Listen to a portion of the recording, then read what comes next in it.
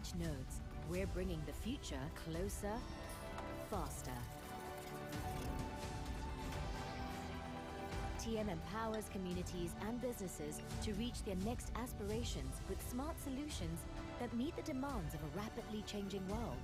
These include advanced healthcare solutions that save lives, cybersecurity systems safeguarding individuals and businesses, and even smart city solutions to improve urban living. At TM, we believe innovation thrives when matched with responsibility. We embed sustainability practices for growth and business resilience, but our efforts go beyond reducing carbon footprints. We believe that digital inclusion empowers talent, unlocking opportunities for growth and innovation across all communities. We're building a pipeline of future leaders, equipping them with the tools and knowledge to innovate responsibly and drive the nation's progress. TM is leading Malaysia towards becoming a digital powerhouse in the region by 2030. Your next innovation, success and breakthrough are within reach, enabled by TM.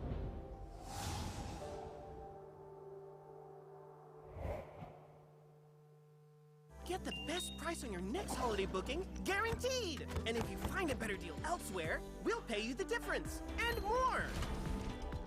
Traveloka's got us covered. Guaranteed best price. Confirmed nice. Traveloka.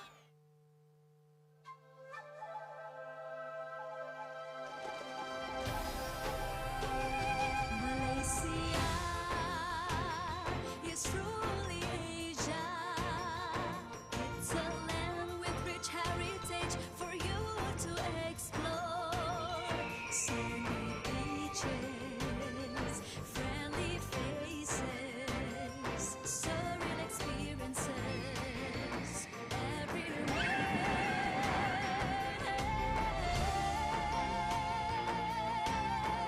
Malaysia yang unik, kaya dengan budaya, destinasi menarik. Mari sini semuanya.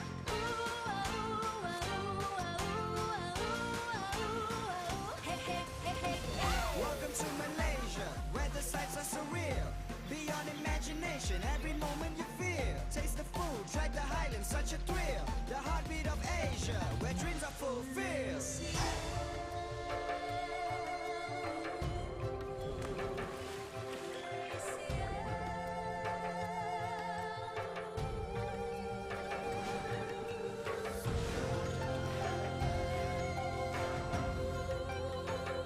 Malaysia，我美丽的国家，东南西北这一片土地都让我们着迷。Rakyat dia cukup gemar, pengadung dia gelapkan mata.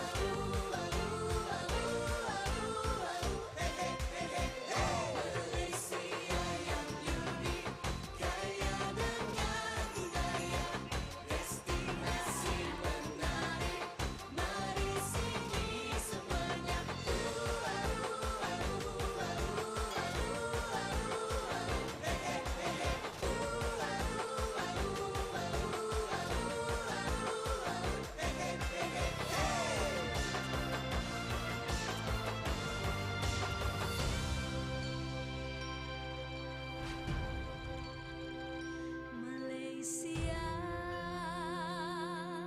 milikku Malaysia truly Asia.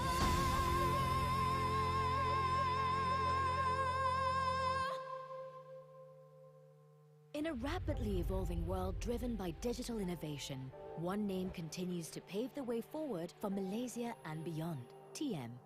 From humble beginnings in 1947, TM has grown from being a national telecommunications provider to becoming a national connectivity and digital infrastructure provider, laying the foundation for Malaysia's digital evolution, driving progress and redefining possibilities. Every milestone TM has achieved is a testament to our pioneering spirit. Today, TM's network spans an extraordinary reach of more than 720,000 kilometers of fiber, covering 80% of populated areas, enabling millions to connect, innovate and thrive. As Malaysia's leading integrated telco and digital technology provider, we're the lifeline that powers a nation on the move. Our global footprint includes 340,000 kilometers of submarine cables, cutting-edge data centers, and advanced cloud solutions that form a robust digital backbone and ecosystem that's responsible for driving innovation across industries. Whether it's AI-powered solutions, IoT applications, or edge nodes, we're bringing the future closer, faster. TM empowers communities and businesses to reach their next aspirations with smart solutions that meet the demands of a rapidly changing world. These include advanced healthcare solutions that save lives, cybersecurity systems safeguarding individuals and businesses, and even smart city solutions to improve urban living. At TM, we believe innovation thrives when matched with responsibility. We embed sustainability practices for growth and business resilience. But our efforts go beyond reducing carbon footprints. We believe that digital inclusion empowers talent, unlocking opportunities for growth and innovation across all communities.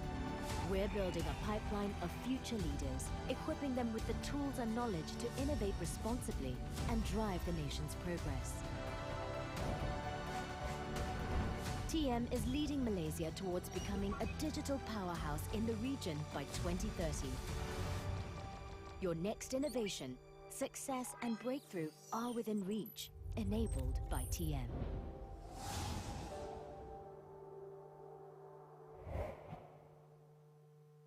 Get the best price on your next holiday booking, guaranteed! And if you find a better deal elsewhere, we'll pay you the difference, and more! Traveloka's got us covered. Guaranteed best price. Confirm nice. Traveloka, Loka.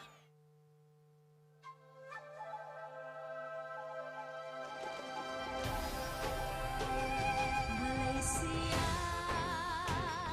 is truly Asia. It's a land with rich heritage for you to explore. Sunny beaches, friendly faces, surreal experiences everywhere.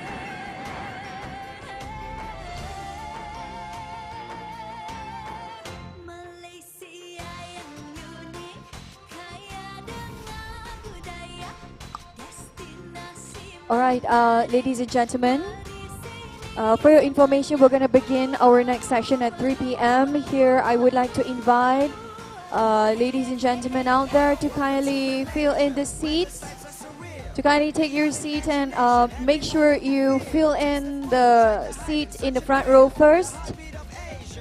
And once again, ladies and gentlemen, from outside the hall, I would like to take this opportunity to kindly invite all of you to take your seat inside the hall as we will begin our next panel discussion. Thank you.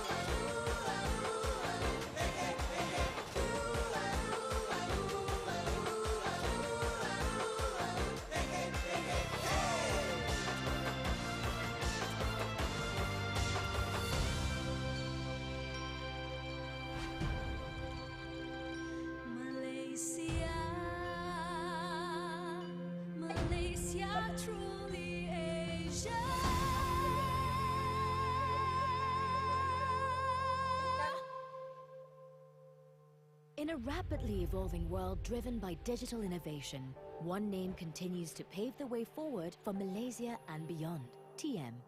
From humble beginnings in 1947, TM has grown from being a national telecommunications provider to becoming a national connectivity and digital infrastructure provider, laying the foundation for Malaysia's digital evolution, driving progress and redefining possibilities. Every milestone TM has achieved is a testament to our pioneering spirit. Today, TM's network spans an extraordinary reach of more than 720,000 kilometers of fiber, covering 80% of populated areas, enabling millions to connect, innovate and thrive. As Malaysia's leading integrated telco and digital technology provider, we're the lifeline that powers a nation on the move. Our global footprint includes 340,000 kilometers of submarine cables, cutting-edge data centers, and advanced cloud solutions that form a robust digital backbone and ecosystem that's responsible for driving innovation across industries. Whether it's AI-powered solutions, IoT applications, or edge nodes, we're bringing the future closer, faster.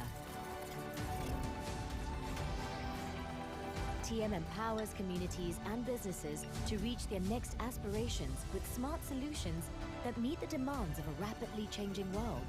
These include advanced healthcare solutions that save lives, cybersecurity systems safeguarding individuals and businesses, and even smart city solutions to improve urban living. At TM, we believe innovation thrives when matched with responsibility. We embed sustainability practices for growth and business resilience, but our efforts go beyond reducing carbon footprints. We believe that digital inclusion empowers talent, unlocking opportunities for growth and innovation across all communities. We're building a pipeline of future leaders, equipping them with the tools and knowledge to innovate responsibly and drive the nation's progress. TM is leading Malaysia towards becoming a digital powerhouse in the region by 2030. Your next innovation, success and breakthrough are within reach, enabled by TM.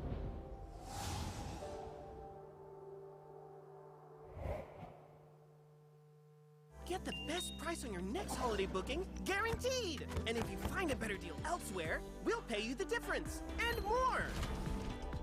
Traveloka's got us covered. Guaranteed best price. Confirm nice.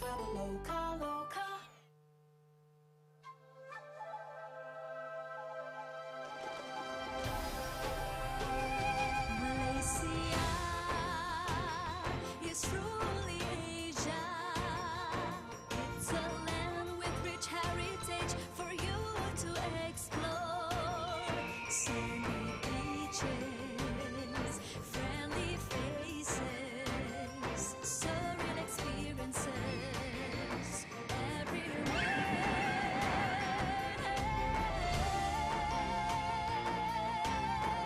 Malaysia yang unik, kaya dengan budaya, destinasi menarik.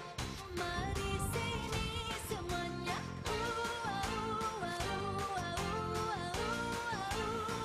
Hey hey hey hey. Welcome to Malaysia, where the sights are surreal. Beyond imagination, every moment you feel. Taste the food, try the highlands, such a thrill. The heartbeat of Asia, where dreams are fulfilled.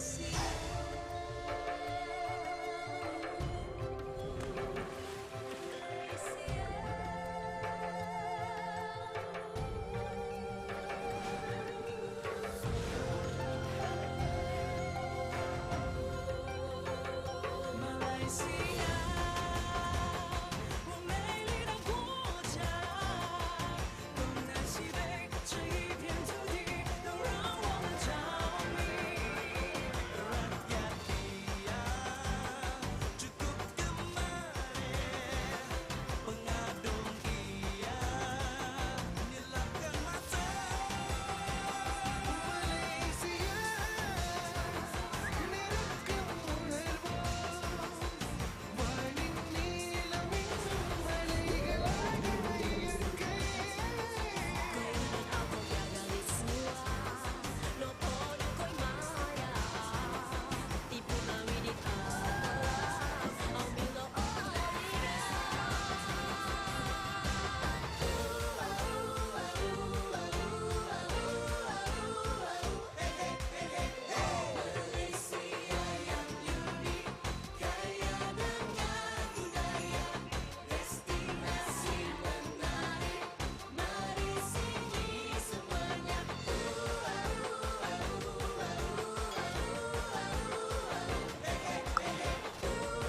Alright, ladies and gentlemen, once again, we ask for your kind cooperation to kindly take your seat inside the ballroom.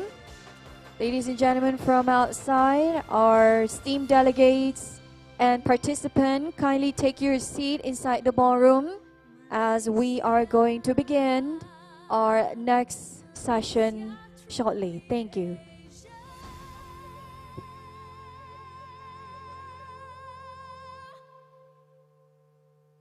In a rapidly evolving world driven by digital innovation, one name continues to pave the way forward for Malaysia and beyond: TM. From humble beginnings in 1947, TM has grown from being a national telecommunications provider to becoming a national connectivity and digital infrastructure provider, laying the foundation for Malaysia's digital evolution, driving progress and redefining possibilities. Every milestone TM has achieved is a testament to our pioneering spirit. Today, TM's network spans an extraordinary reach of more than 720,000 kilometers of fiber, covering 80% of populated areas, enabling millions to connect, innovate and thrive. As Malaysia's leading integrated telco and digital technology provider, we're the lifeline that powers a nation on the move. Our global footprint includes 340,000 kilometers of submarine cables, cutting-edge data centers, and advanced cloud solutions that form a robust digital backbone and ecosystem that's responsible for driving innovation across industries. Whether it's AI-powered solutions, IoT applications, or edge nodes, we're bringing the future closer, faster. TM empowers communities and businesses to reach their next aspirations with smart solutions that meet the demands of a rapidly changing world. These include advanced healthcare solutions that save lives, cybersecurity systems safeguarding individuals and businesses, and even smart city solutions to improve urban living.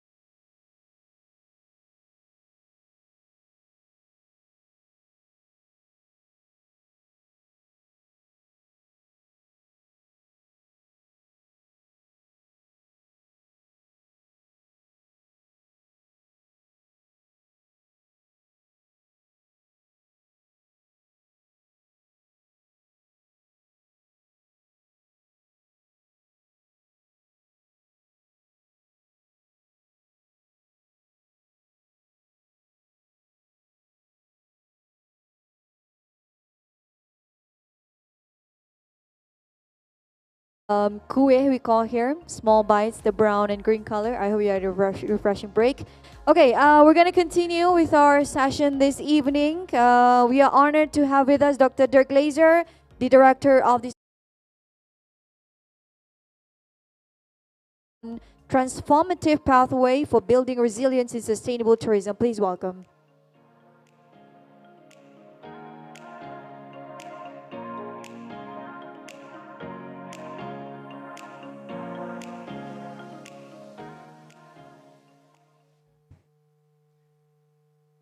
Thank you so much for coming back this afternoon. There are many competing elements out there encouraging you not to be in the room. And I think the Secretary General who joins me here right now on this keynote, thank you very much, Surab, and my dear colleagues. World Tourism Day is a very special day, and the conference we are celebrating here is not just any conference. It's attended and listened to by nearly everybody in the tourism sector across the world. This 27th of September, which is also the birthday of a dear colleague of ours, Cordula Wohlmuth, is celebrated now for many years and reminds us of the very special role tourism plays in our society. And as the Secretary General said before, we always have a very, very clear tagline, and we're assuming that with this tagline, we're explaining very clearly for that year what the tourism sector is capable of doing. I try now through this short speech to explain you some of these facets the tourism sector can provide. And Excellencies, distinguished colleagues, ladies and gentlemen, I try not to be boring. The teacher of my kids was recently explaining to me what is a recipe of a nowadays teacher where information is actually not lacking to the pupil. And he said, don't try spoon feeding. Try to lighten fires.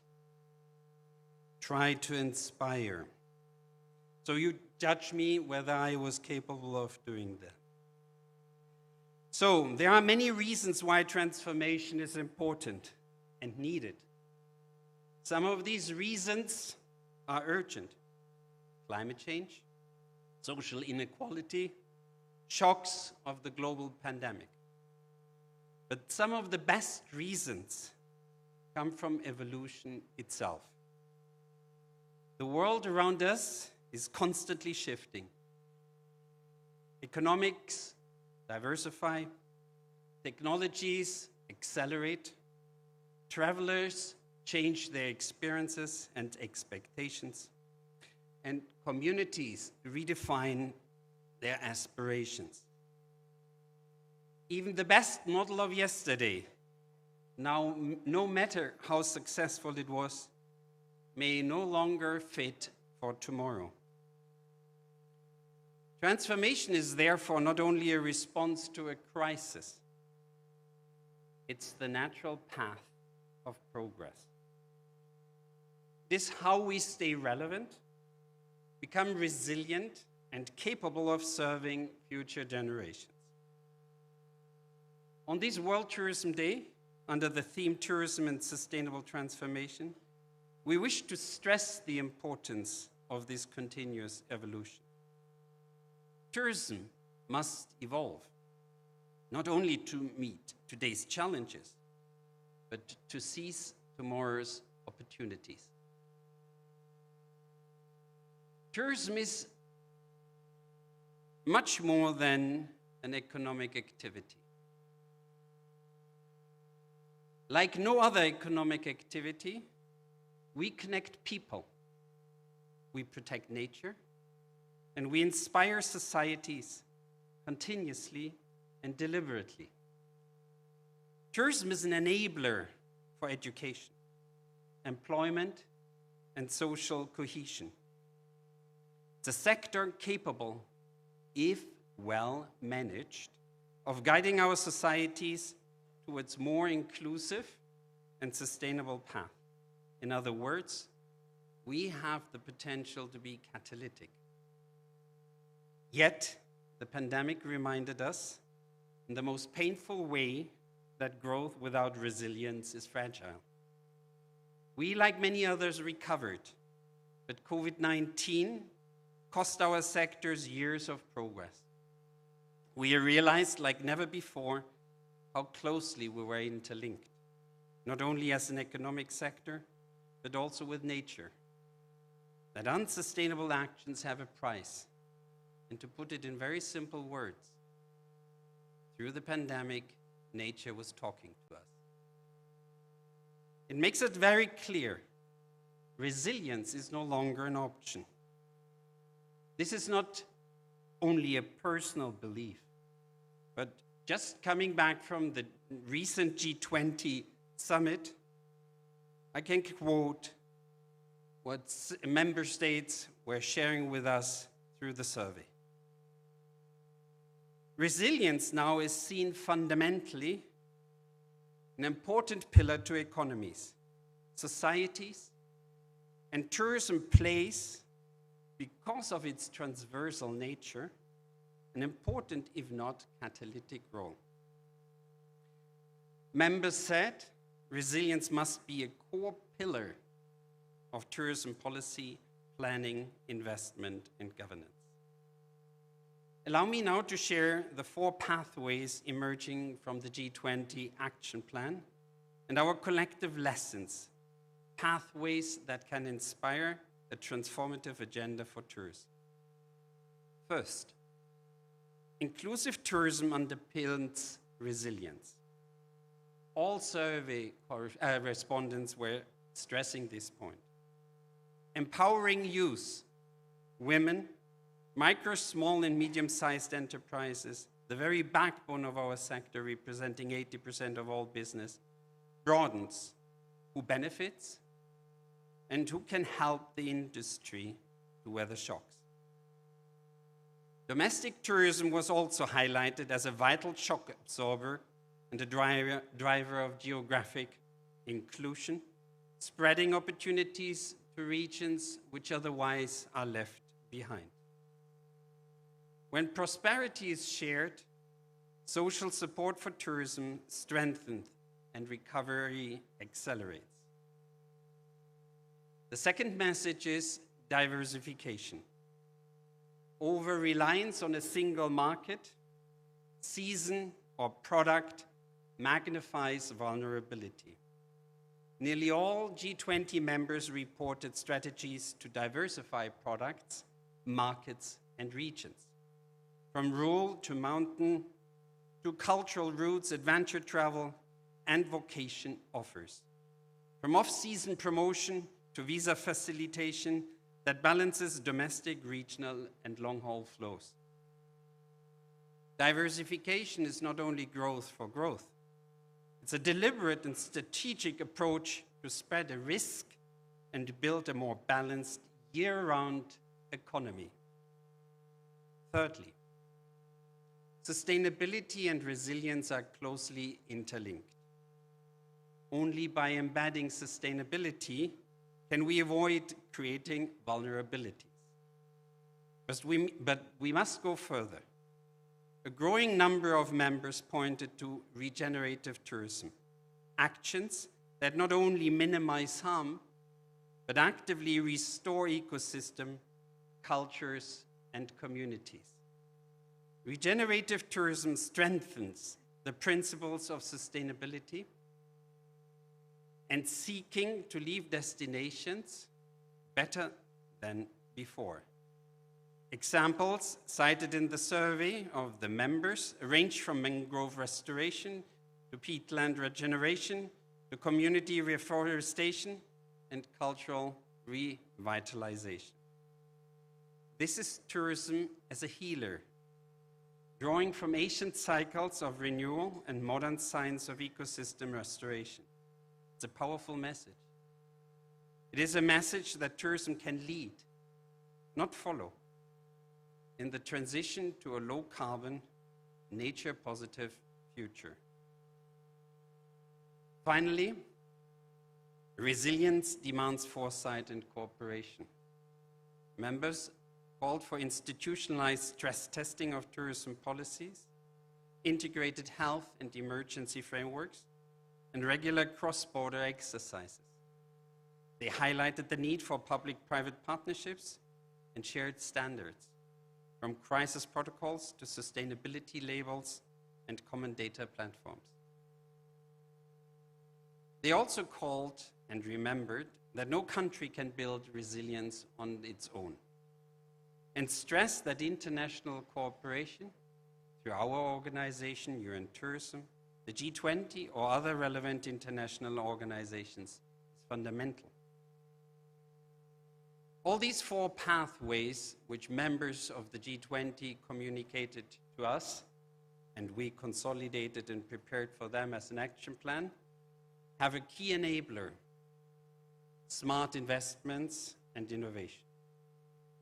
Between 2019 and 2024, tourism attracted over 2,300 greenfield projects worth in total 126 billion US dollars. Antonio. But members agreed that the future investment must be smarter, aligning profitability absolutely and clearly with climate goals, with social impact and innovation.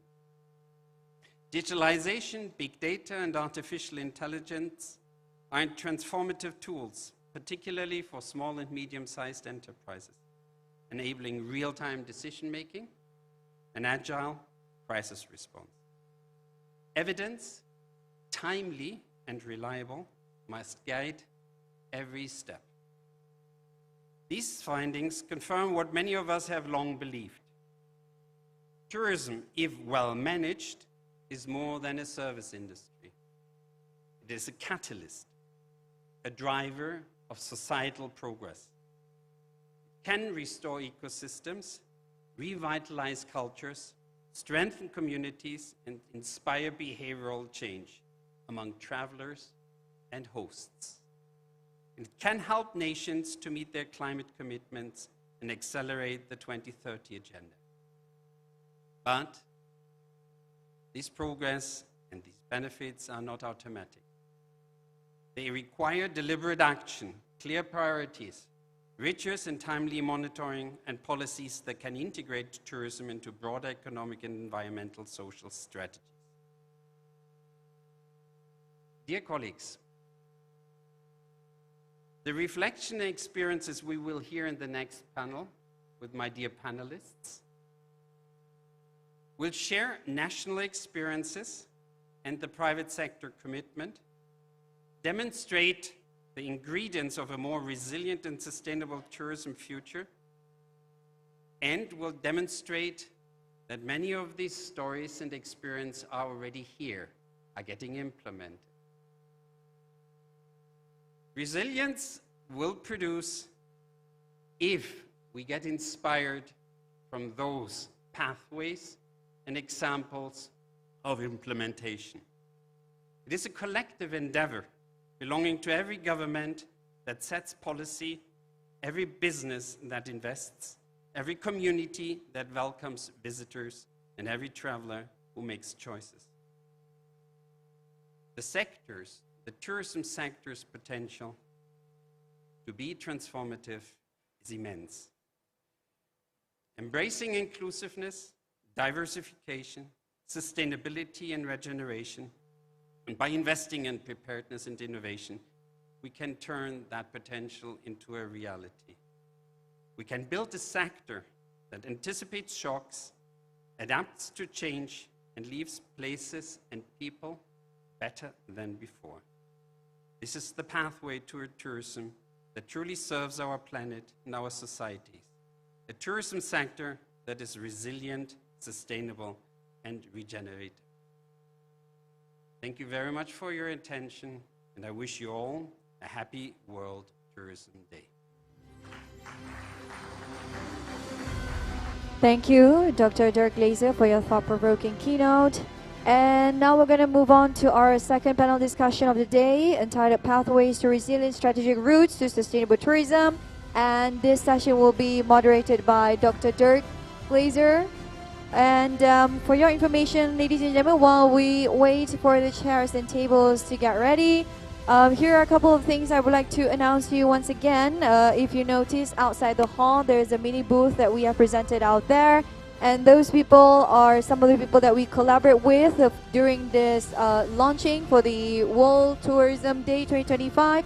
And to name a few, they are Telekom Malaysia, Kraftanga Malaysia, Tourism Melaka, Baba and Nyonya Kebaya collection. From this shop, you can find all these beautiful traditional clothes called Kebaya Nyonya, which you see so many colorful batik to be paired with. We have varieties of Kebaya Nyonya there. We also have varieties of batiks showcase outside, available for male and female as well. You can take a look at the booth. We also have the Kopaj Tiffin and handmade retro handbag. We have Malaysia Investment Development Authority Maida, Asam Pedas Signature Paste, Dodol and Heritage Malay Delights.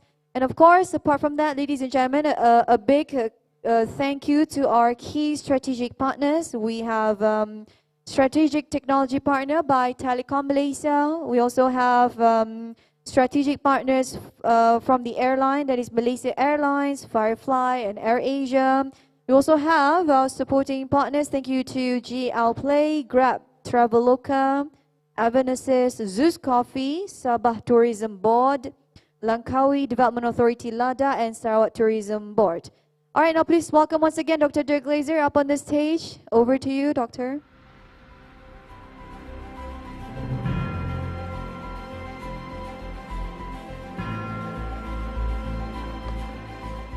Thank you very much.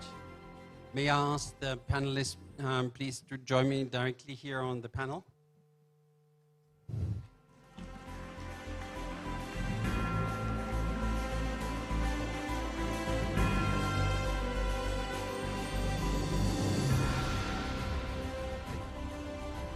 Thank you very much for being available and representing three very important facets for our discussion here today.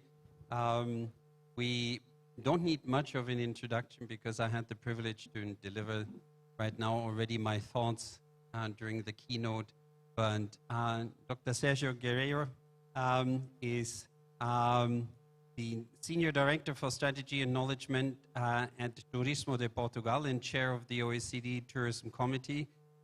Through that, he has led many data-driven policy projects in Portugal and is inspiring right now through his work at the OECD, the implementation in other regions, in other countries.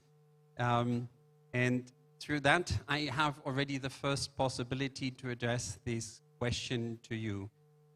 Speaking about transformation, sustainable transformation and resilience, how important is evidence in that process?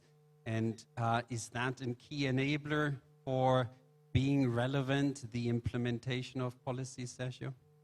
Well, good afternoon, everyone. First of all, thank you very much for having me here and celebrating, for Portuguese, celebrating World Tourism Day in Malacca is absolutely special and reminds us that we live and we work in a very vibrant industry, but one of the most important things that tourism can give us is ties and relationships. So living a little bit of history around here is absolutely critical. Answering your question, sustainability is not for us a buzzword. It's something that we've put it on strategy as a commitment, a collective commitment of all our sector. And for sustainability not being a buzzword, we have to translate it into metrics. And I think the first panelist today spoke about changing metrics. And I think changing metrics is one absolutely critical thing that we have to do. Otherwise, we will measure ourselves by number of arrivals or international tourist receipts that we gain. It's important, but it's not the most important. Having an holistic view of our performance as a sector is absolutely critical to actually take the most benefits that we have in the tourism sector. We've been working in Portugal, and this data-driven agenda that we've put in on the table was caused by our strategy. Our strategy and our government set up a strategy with goals in each one of the 3 pillars of sustainability. So one, economic, no news. It's something that we all around the table try to measure. The second one, environmental. So basically, how can we foster our sector to be more sustainable, make a more efficient use of resources within our sector. And the third one, probably for personally the most difficult one, which is the social pillar. How can we improve it? And we did something that was not on the books, for example. On the social pillar, we put it seasonality as a goal for us. And you may call, why seasonality a social indicator to measure the success of the industry? Because from our side, people is at the core of our strategy. We want, obviously, to have satisfied visitors that come to our destination. We want to have the people that work within our industry satisfied. And for that, for us, seasonality is probably the biggest enemy of quality of employment. So if we reduce seasonality, we make more stable our employment. That leads to quality of lives of the one that work for the industry. So this strategy of putting data at the core of everything that we do, so we measure our performance, and if we understand that we are on the right path or not, changes completely the discussion, because we're not thinking about it, we're not giving our opinion, we're having facts to support our decisions. And that's what we basically embedded into our strategy in 2017. We do it not only at the national level. I don't know if you want to further go deep into that, but we actually engage with all the regions. Tourism management, as we've heard since tomorrow morning, this morning, it's becoming a local issue. All the main problems are local. All the main things that actually require action, they're becoming more and more local. So if we don't give the tools to the ones that are in the municipalities or managing destinations, if we don't give them the tools, and the tools based on serious data, probably they won't be able to manage. Because one quote that I typically use is, we cannot manage what we don't understand. And data is fundamental for us to understand where we are, and based on where we really are, based on facts, we can take decisions to move forward. Thank you, Sergio, very much for that explanation and bringing, with your reply, with your response, automatically these issues to the forefront, linking to a strategy, expressing through that the desired will, and in that strategy reflecting also the objectives of this transformation, so that is a structured manner, but at the same time contrasting it and explaining that the challenges are producing at the local level, where you have to give solutions, because here is where the human-to-human interaction is actually producing many of these problems or unsolved issues, which then are very emotionally discussed. And the tourism sector is in a very unique position, very often seen as the one who has to provide to this discussion proposals for a solution. And with that, I turn to Glenn Manchuk. He is the CEO of the World Sustainable Hospitality Alliance. And before you are telling that to the audience, Glenn, you are representing here a very good partner of UN Tourism, and together and with WTTC, we have formed the Nature Positive Alliance. And that is reflecting a core belief I have seen is existing among the members, the hotels you are representing. Some 60% of the global hotel beds I heard are represented or are members of this alliance. And you have made through that very, very important commitments. And I would be interested to invite you, or I'm interested that you are sharing them with the audience, and what that means in core ingredients for this transformation we are discussing. Thank you so much, Dirk, and thank you to UN Tourism and, of course, Malaysia Tourism for having me here. It's a big honor to be here to share on Tourism Day the work that's happening in the hospitality industry globally. I represent, as Dirk just referenced, in our membership a portfolio of companies of about 66,000 hotels, about 9 million rooms worldwide, engaged in a conversation around sustainability. You know, we know that hotels aren't an island unto themselves, and ultimately there's a shift in the way we think and how we're practicing the hotel industry in those communities. It's instead of just being in the community, which has been a long-standing place for a hotel, it's simply in a community. It's shifted its thinking and it's for the community, and it's shifting more to a regenerative future, like you've pointed out in your opening address. And that's come because there's a convergence of philosophies and organizations that are getting the industry to take notice, whether it be regulators, of course, investors, the community themselves. They're looking at industry and they're wondering if we don't take a more managed approach, there's going to be a resistance to the industry. Obviously, we know the customer is expecting it. But I think more importantly, and it's something that we need to talk about a lot, is the employees of the future are expecting it. They want to work for companies of purpose. And simply serving a customer and visitor experience, which is, of course, the cornerstone of our industry, isn't enough to keep employees there longer for the future. And we have members in our alliance that are opening 1 to 2 hotels a day for the next 3 years. Well, who's going to work in these places? So they want to work for companies with purpose. And so we've adopted at the Alliance through the membership, and we've grown 400% just in the last 2 years alone, net positive hospitality. This is about giving back to the community, the destination, more than we take. That philosophy and that cornerstone net focus has really energized the industry to take action. And within that process, we have adopted, for example, as Sergio just referenced, a universal set of standards that we're working towards to measure things like carbon, water, waste, and energy the exact same way, no matter whether you're in China, North America, or Europe, or the Middle East. If we don't have alignment across that, it's very hard to showcase our industry's progress. And if we can't measure it, we simply don't do it. So this is a really important area that we have just announced, obviously at COP in Baku, where we had universal agreement from all our member companies across measuring that, and we're updating our tools to support that commitment.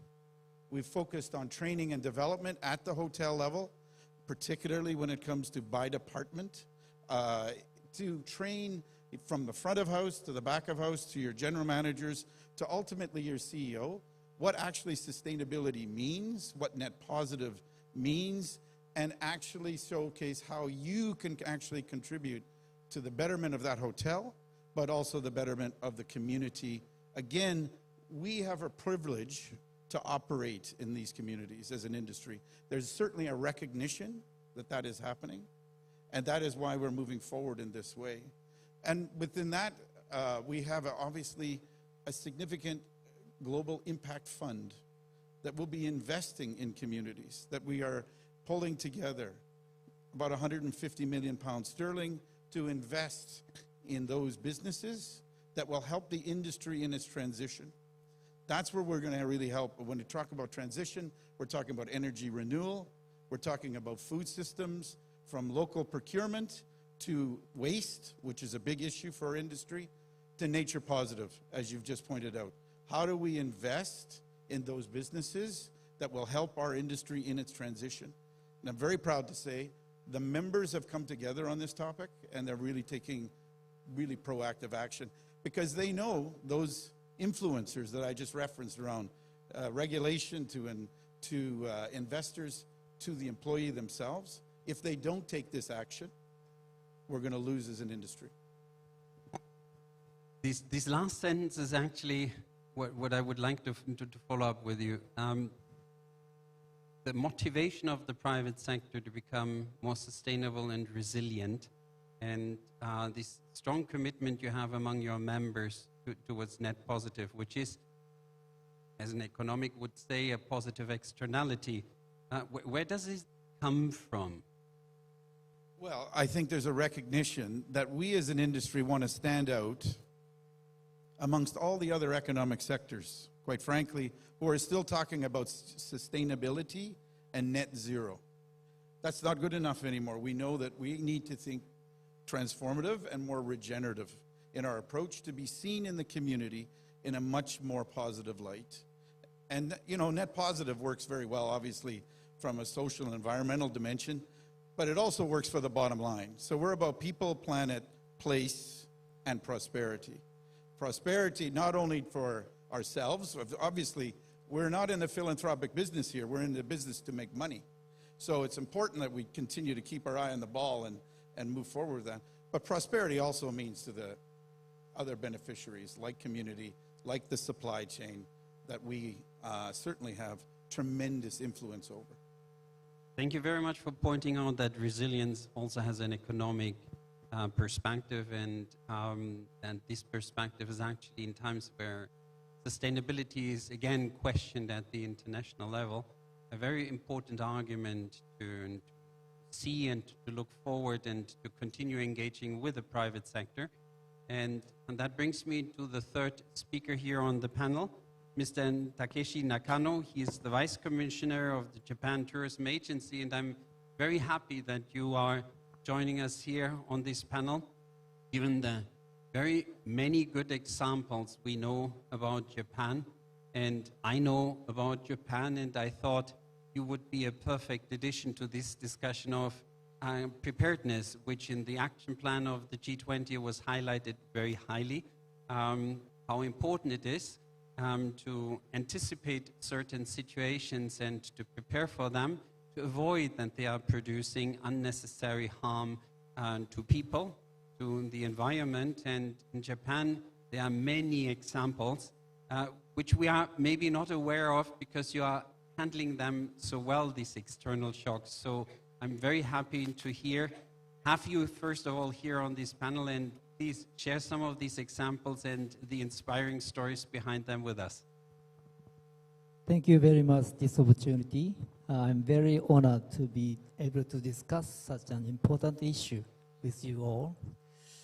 The world has experienced the COVID-19 pandemic, which revealed the extreme vulnerability of tourism industry to external shocks. In this context, tourism resilience has become increasingly important for achieving sustainable tourism.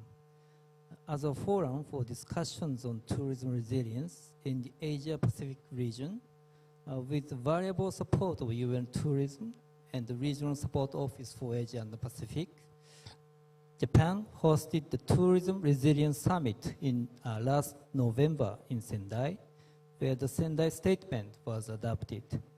The statement confirmed the necessity in the aftermath of a crisis of observing the impacts and steadily moving toward recovery. To realize better models of recovery for local communities and foreign visitors, Japan has been undertaking measures such as the development of tourism content aimed at reconstruction.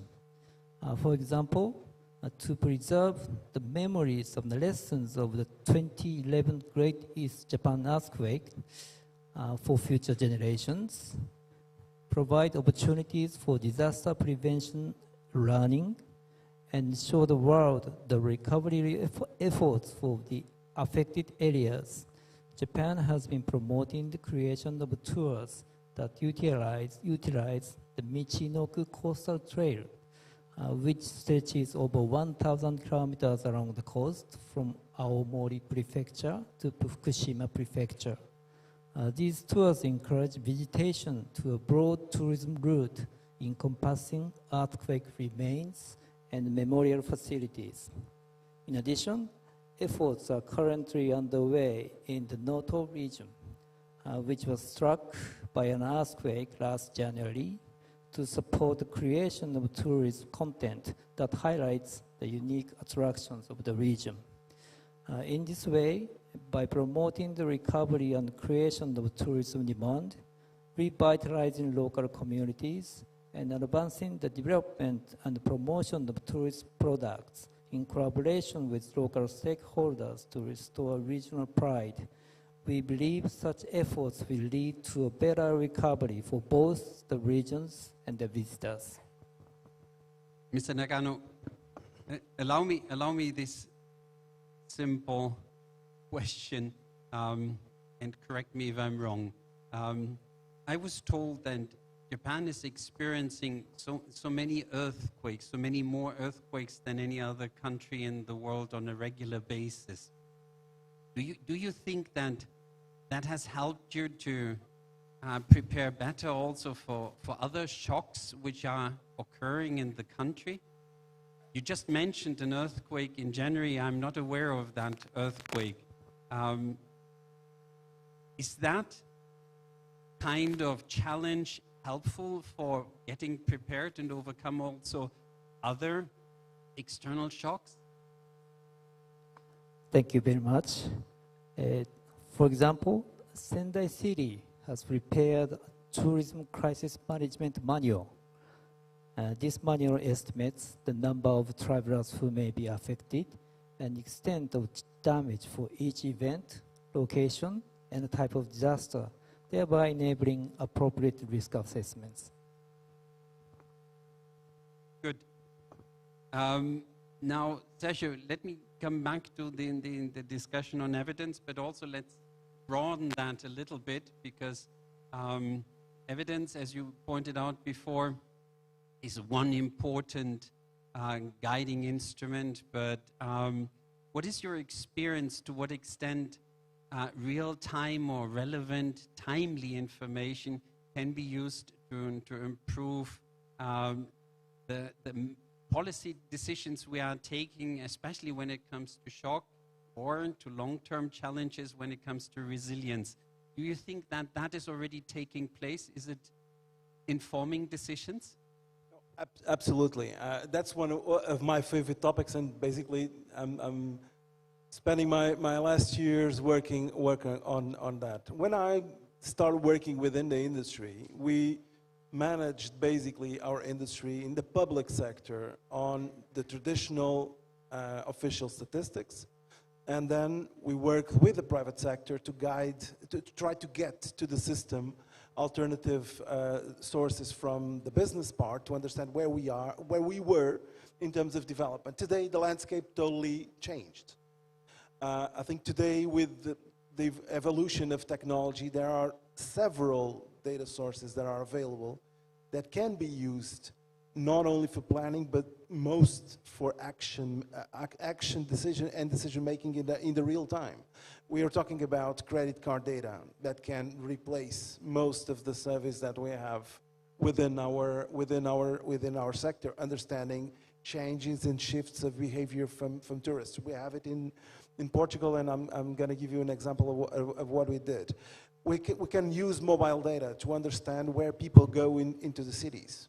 Having crowded destinations today, it's only because we don't look at data, because data easily can provide us the tools to understand where we are, and also provide us the data to actually take alternative decision makings and helping tourists to go to different kinds of places. One on mobile data, we had a huge strike in the country in the summer season, so peak season with the country full of players, and we had to take a decision on where to put the emergency gas stations for cars and all the society to fill the cars. And we, from the tourism sector, we had mobile data. We had also geo data of location of all establishments in hotels in Portugal.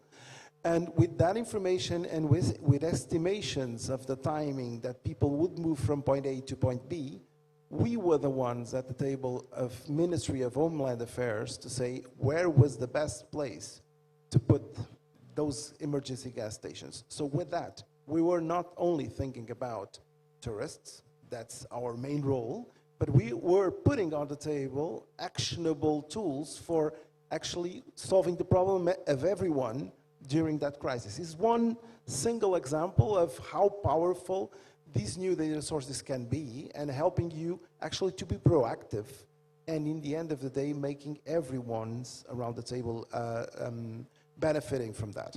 We've worked from the national, I work in the National Tourism Administration, so a bit mixed between the ministry and a National Tourism Board. And we've built what we call the data hub for the industry. That's our goal. So concentrate in one single platform, that it's available freely for all the industry, all relevant data for people to make decisions. Picking up again on the importance of data. We use airline data today, not airline only from the airports, but mostly from alternative data sources that have access to GDSs. And I can predict with a high probability what's going to happen the next 6 months, because I have much of work done on load factor from aircraft. So I understand if there is a variation in seat capacity, there is a clear correlation of what's going to happen within the industry. That allows me to act and to go to my teams abroad, and we have covering 25 countries. So helping them to say, well, we're going to have a problem with Japan, so let's do more promotion with Japan. Let's work with the airline from Japan to actually try to shift. So this is not data for the sake of data, and believe me, I've been there, believing that data was the most amazing thing. Typically, data guys do that, but then you can transform it. And if you talk with the industry, and the words that I'm going to speak today and tomorrow, and I wanted to, in my time available, to put on the table is, it's the notion of ecosystem.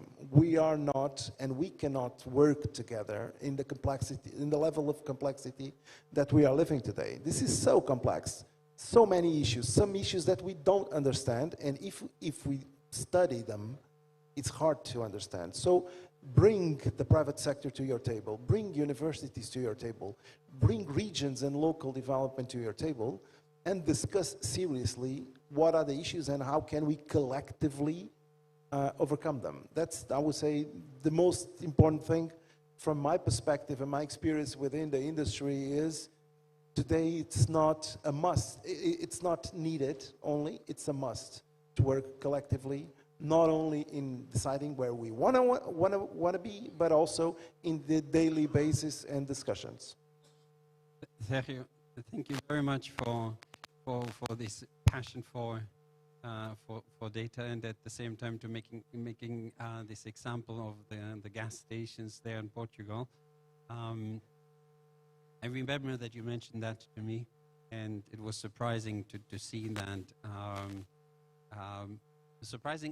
Positively surprising to see that in such a situation you were able to provide so fast a solution to that.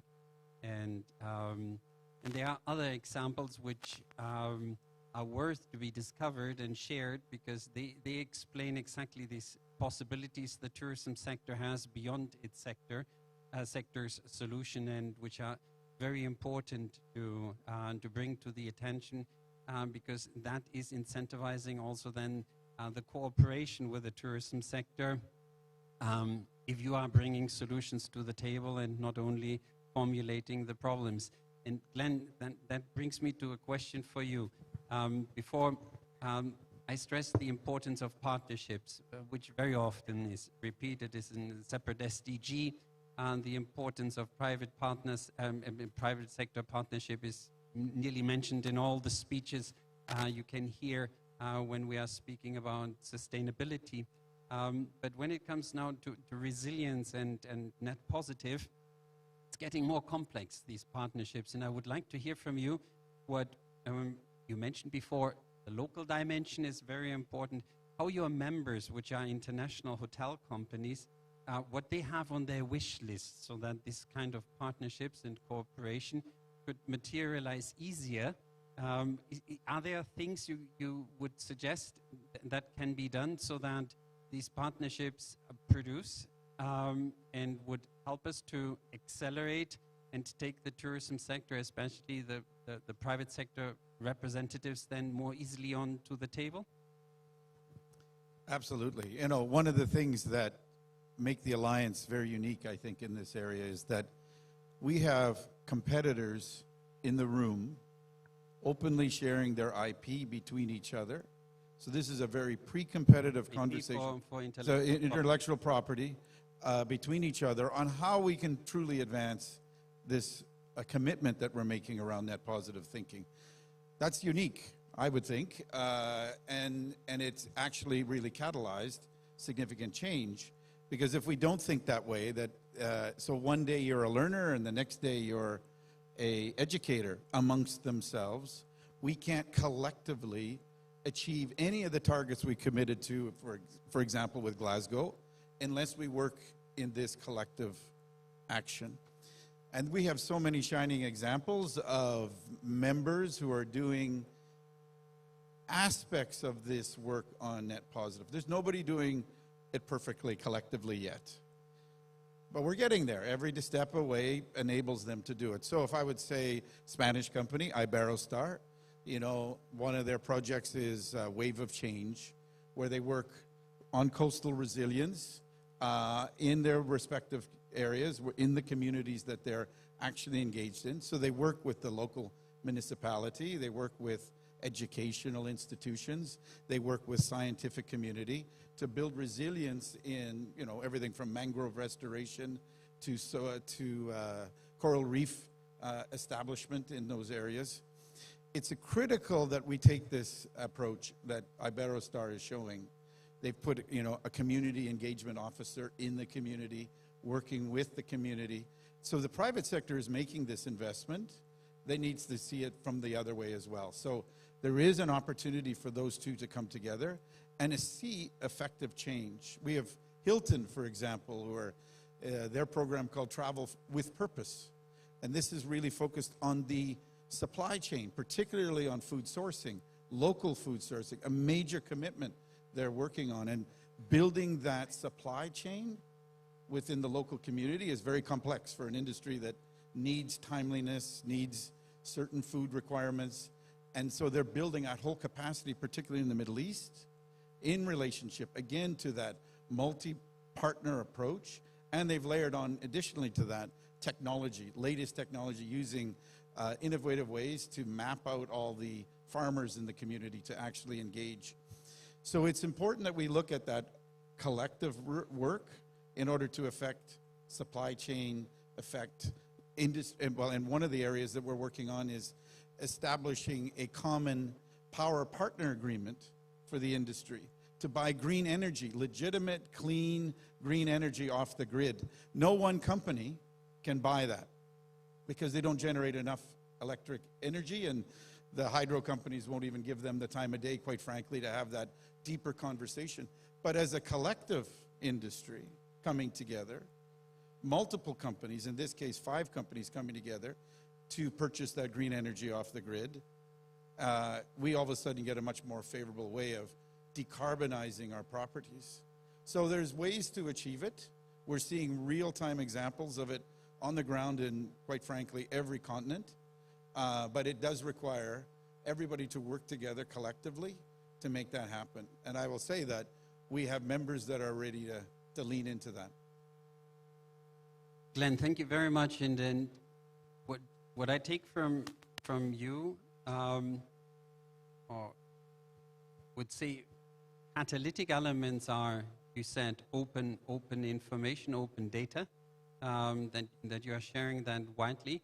But I think what is more crucial even is it's open data or approaches from successful implementing private sector companies, which make that source of inspiration, industry de facto standards, so that others are aligning. So you are actually here leading a wave, and that is of interest then for others who are seeking relevant partnerships, so that they are not just starting from scratch, but are talking to those leading this change. And with that, I'll move on to Mr. Nakano, because the commitment we witnessed last year in Sendai through the NARA office to support other countries in the region from the experiences Japan has made in their crisis preparedness work was also very generous and very helpful, showing here the complications or helping to overcome the complications of developing relevant national plans and preparedness strategies. Is this something where you would like to invite other countries to join you in this effort as those who are building this community, or is this something you envisage Japan can do on its own? Thank you. The Sendai statement, as mentioned earlier, identifies not only the importance of recovering while observing the impacts of crisis, but also the perspective of how to prevent and minimize their effects on the tourism industry as a key direction for tourism resilience efforts. To achieve such prevention and minimization, we consider it essential to advance efforts from 4 perspectives: communication, risk assessment, capacity building, and establishment of collaborative frameworks. For example, as a concrete initiative regarding communication, the Japanese government has developed a service called Safety Tips for foreign tourists, which provides immediate information in the event of disaster. Safety Tips delivers disaster information on earthquakes, tsunamis, weather warnings, and more via instant push notifications in 15 languages, along with evacuation procedures and links to nearby facilities. For foreign visitors to Japan, obtaining swift and accurate information in times of disaster is one of the most critical needs. With regard to capacity building, Kumamoto Prefecture, which experienced a major earthquake in 2016, has created a manual for inns and hotels addressing the evacuation of foreign tourists and the support for their return home, while also conducting actual disaster prevention drills for foreign travelers.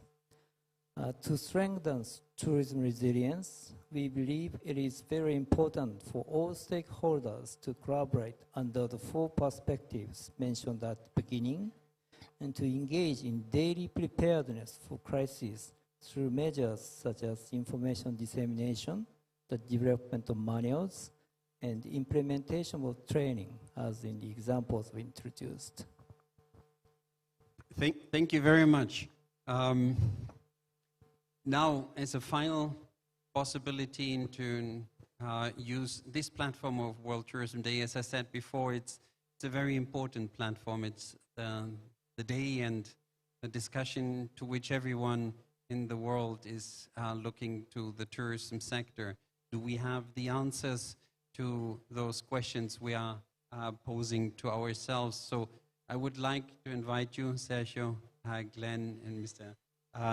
Nakano, to make one statement related to the transformative power of tourism. Do you see this power? And what is it we can do with this transformative power of tourism? Well, challenging question. I fell in love 30 years ago for the tourism industry. And it was not about the money. It was mostly about, for me, it is the smiling industry. It's the industry of smiles. You may travel all the world and get all the smiles of people within your head. So if we are a smiles industry that make people happy, so the industry of happiness, this is a tremendous power to transform the world. Creating job opportunities for young people everywhere. Creating, valuing cultural and maintaining, conserving cultural assets all over the world.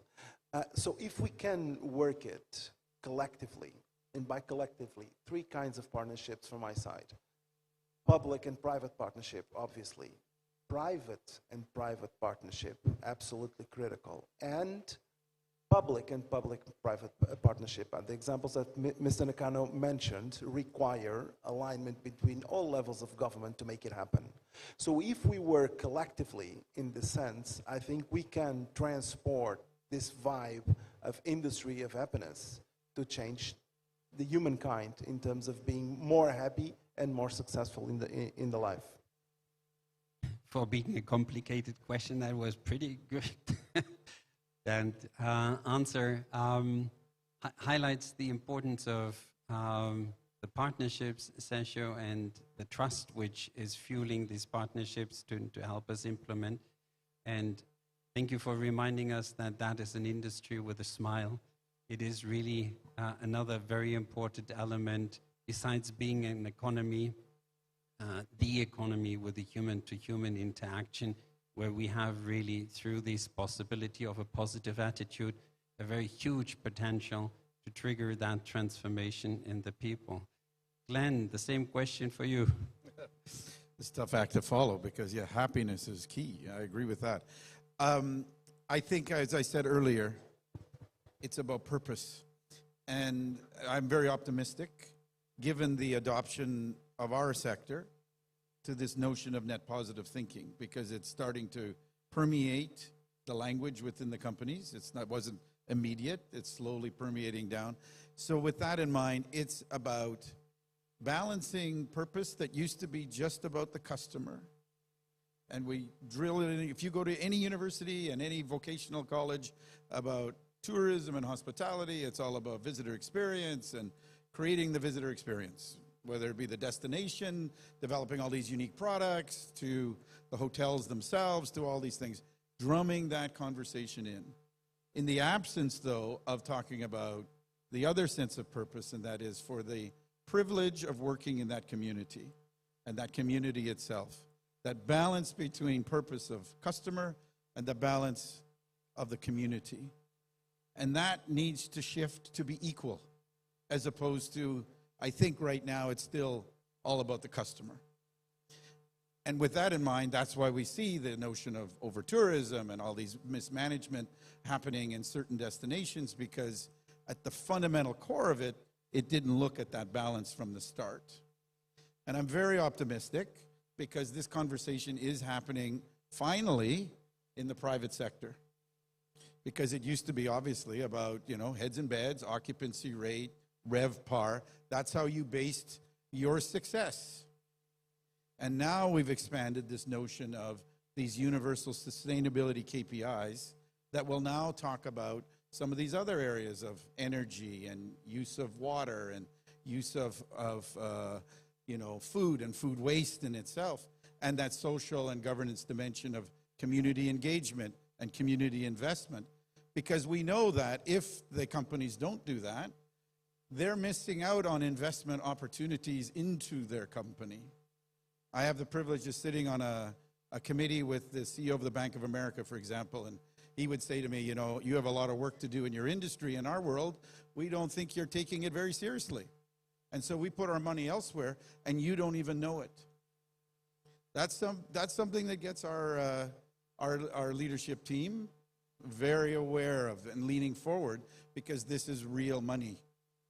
And so as such, yes, we have to make money in this industry and we need to grow as a sector, but at the same time, we cannot lose sight of that balance between customer and community.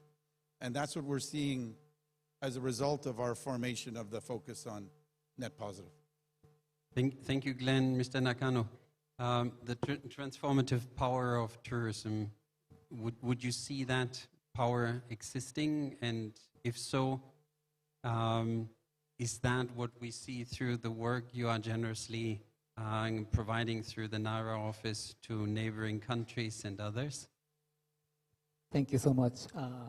We hope to work closely with you in tourism and all the member states. And in Japan, there's a regional support office for Asia and the Pacific since 1995.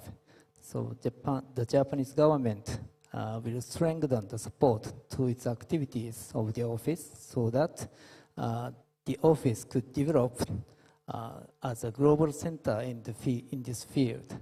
and to contribute member states. So I really appreciate your continued support and understanding for the office and Japan and all the member states. Thank you. Thank you, Mr. Nakano. That brings us to the end, and I want to thank you, Mr. Nakano, Glenn, Sergio, very much for being here available in this panel discussion to demonstrate several things. First of all, I mentioned before the different pathways of transformation towards sustainability and resilience, which was adopted by the G20 countries, but in its universal character is true for many other countries around the world. And the many pathway elements are actually reflected in your statements as elements you are already implementing, where you take actions. And it was our interest to demonstrate through the different perspectives, from a governmental perspective, which generously supports neighboring countries and the region and inspires other countries, from a private sector perspective, which has a very strong commitment already for several years on net positive and inspiring here to get to the point of resilience, and from a governmental and very much evidence-based perspective, understanding here what are elements which are fueling, which are making that our actions are becoming efficient and relevant and catalytic. I thank you very much for your availability, and I hope we had the chance to transmit to our audience some of these implementation stories and not just discussing challenges.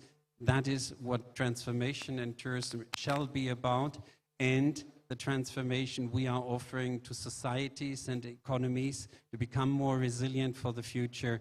I thank you very much, and again, happy World Tourism Day. Thank you, Dr. Dirk, and panelists. You may return to your seat.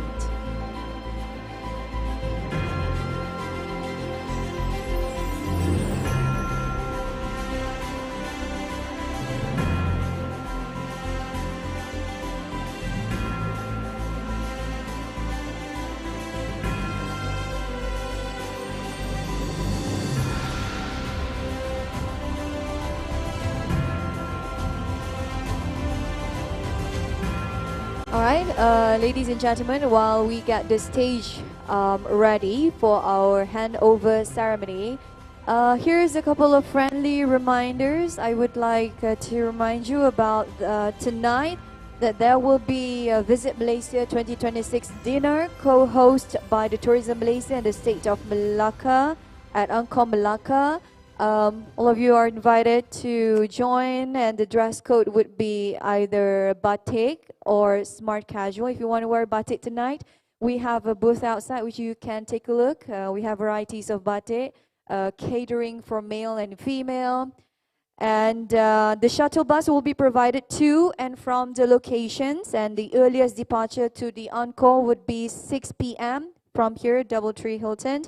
And the earliest shuttle return back from your Angkor will start from 10:30 p.m. All right? So the stage are ready. We're going to proceed with our handover ceremony, which is the last ceremony for today. And please welcome up on the stage His Excellency Mr. Jaime Jose Lopez Badi, Ambassador of El Salvador to Singapore, to deliver his special remark for the handover ceremony. Please welcome.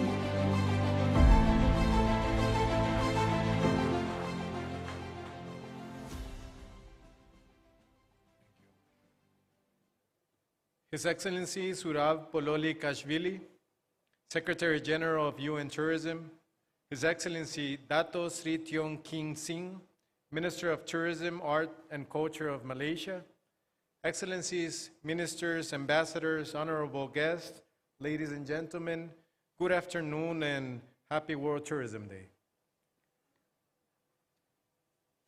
First, let me express my deep appreciation for all the attention from the government of Malaysia, its Minister of Tourism, the local Malacca government, and all involved teams for such a wonderful coordination. You have truly shown us the well-known hospitality and kindness of Malaysian people. It will not be easy to follow a World Tourism Day 2025, but we are honored by the opportunity, the challenge, and to be able to soon repay all the attentions. Like Secretary General Polikashvili was mentioning, El Salvador, it's having an opportunity that was unthinkable 15 years ago. And we are happy to have this platform and celebrate the World Tourism Day 2026 and show all of us, all of you, the new face of El Salvador, be able to share the smiles and the happiness that it brings, a new opportunity for us, that it was possible because of the will and the hard work of our president and its cabinet. So today, we're celebrating under the theme Tourism and Sustainable Transformation. And this is a vision that invites us to rethink how we travel, how we live with our environment, and how we drive responsible development to future generations. But tourism is not merely recreational. It is a key engine for economic and social development. Millions of people around the world depend on this industry, which creates jobs, energizes territories, and generates real opportunities for our communities. In El Salvador, under the government of President Nayib Bukele, we have shown that it's possible to recover and strengthen tourism with a sustainable vision. According to UN Tourism, by the end of 2024, we were the country with the greatest tourism recovery and in the Western Hemisphere and the second worldwide, a milestone that reflects the joint efforts of the governments and all the people of El Salvador. As of August 2025, we have received 2.7 million international visitors, coming mainly from the United States, Honduras, Guatemala, but from all over the world. We are promoting environmentally conscious tourism projects, such as eco-friendly waterfront promenades, bike lanes, first-rate public tourism infrastructure, clean beaches, and litter-free spaces. Implemented with the support of the Inter-American Development Bank through a $106 million loan for the program to support and recover the expansion of the tourism sector of El Salvador. These actions are part of a new way of doing tourism, with respect and responsibility. And we are working to educate and train entrepreneurs and public servants on sustainability, promoting practices that value the natural environment and the well-being of both our visitors and the tourist destinations. In addition, we're coordinating efforts across government institutions for solid waste location, beach cleaning, campaigns, and the implementation of sustainable signage, reinforcing the message that we are all responsible for caring for our environment. El Salvador's commitment is clear. We will continue to promote tourism that not only transforms territories, but also transforms mindset, protects our resources, and strengthens sustainable development, because we take care of what is ours, and we will build better futures for everyone. Looking ahead, we are preparing for next year. We will celebrate this important day in El Salvador under the theme Digital Agenda and Artificial Intelligence to Redesign Tourism. It will be an opportunity to innovate, modernize our destinations, and apply technology in the service that will be more efficient, inclusive, and sustainable tourism. Let me be the first to say on behalf of our Minister of Tourism, Ms. Morena Valdez, we welcome you to El Salvador, and we will see you soon in 2026. Thank you very much. Thank you, His Excellency. Ambassador, kindly remain on the stage as we proceed with the handover ceremony. Now, may I respectfully invite once again His Excellency Mr. Zurab Polikashvili, the Secretary General of UN Tourism, and His Excellency Dato Sri Tiong King Sing, Minister of Tourism, Arts and Culture of Malaysia, up on the stage.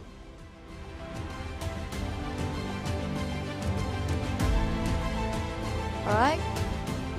I would like to invite our guests of honor to kindly stand at the center of the stage. We're going to proceed with the handover ceremony, where His Excellency Secretary General of UN Tourism will present the World Tourism Day plaque to His Excellency Dato Sri Tiong King Sing. And His Excellency Minister will present it to His Excellency Mr. Jaime Jose Lopez, marking the next host for the World Tourism Day 2026. Congratulations, El Salvador.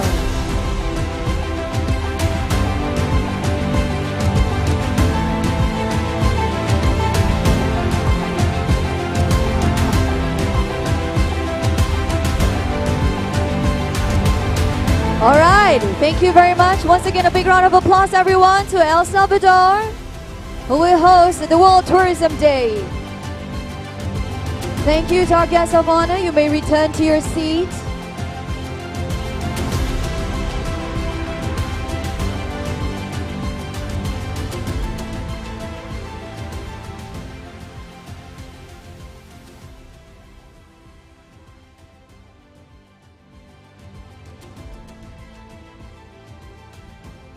All right, everyone, I kindly ask for your attention on the screen. Now let us take a glimpse of the beautiful El Salvador as the upcoming host. Bienvenidos a la tierra de anfitriones. Aquí somos los campeones del mundo en hacerte sentir especial. Desde que llegas hasta que te vas. Si es que algún día te vas. No te preocupes si venís solo. Acá siempre tendrás una multitud de cheros. Que no te extrañe la calidez de tanto extraño. Nos gusta atender muy bien a nuestros invitados. Te compartimos olas, volcanes, pueblos históricos. Y te aseguramos una experiencia de 5,000 estrellas. Porque esta tierra tiene más anfitriones por kilómetro cuadrado que cualquier otro país del mundo. El Salvador, tierra de anfitriones. Yep, there you have it. It was definitely a historical moment, something that I believe everyone look forward to. What do El Salvador has to offer? And at the same time to promote the tourism sustainably according to the theme next year as well. Okay, ladies and gentlemen, we also have one more video to show you that is about the UN Tourism 50th anniversary. Let's take a look.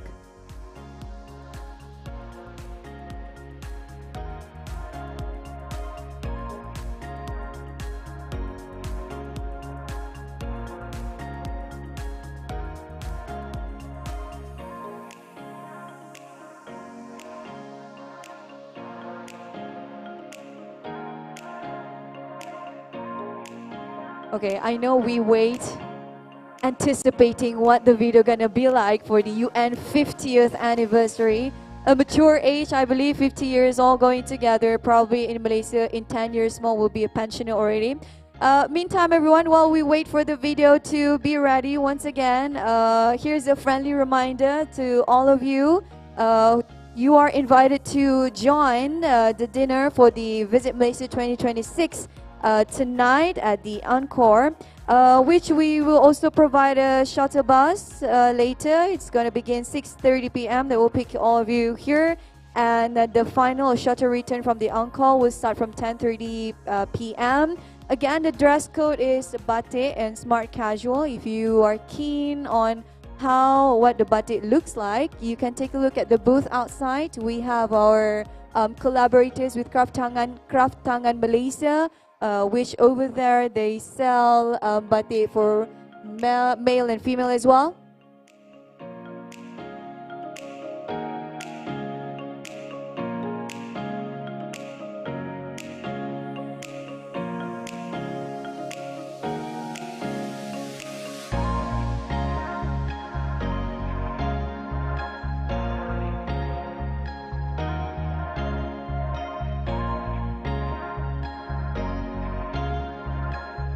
Okay, so don't miss out the dinner tonight. We provide the logistic for you. The dress code is batik and smart casual. And once again, we would like to congratulate El Salvador once again. It's a big opportunity for El Salvador.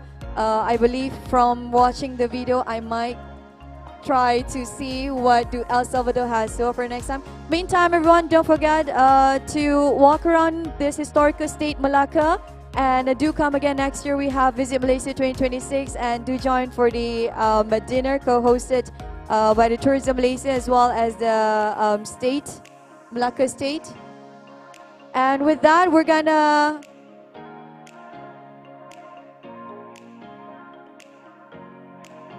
okay, I know I promised you the video for the 50th anniversary. So what I can assure you we will upload the video on the social media as well. You can take a look at the UN Tourism, which we can watch together from there. And with that, I would like to conclude today's event. Once again, congratulations to El Salvador. Muchas gracias. I hope I pronounced it correctly. Merci beaucoup, thank you, and terima kasih.